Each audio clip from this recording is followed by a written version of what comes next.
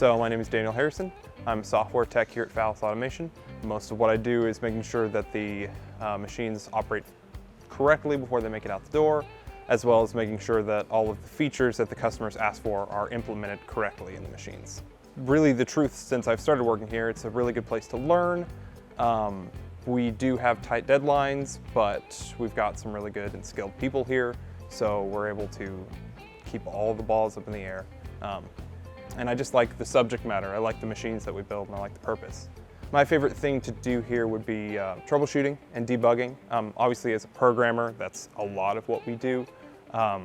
There's a lot of satisfaction that comes from finding solutions, spending hours trying to get the machine to work, and then finally finding the fix. I'm good at thinking outside of the box. I'm a fairly creative person, so sometimes the creative, not standard solutions come to me first, which can be a downside, but also when you have a problem that can't be solved with traditional means or by something you've done in the past, you've got to think outside of the box, and that's typically what comes to mind for me first.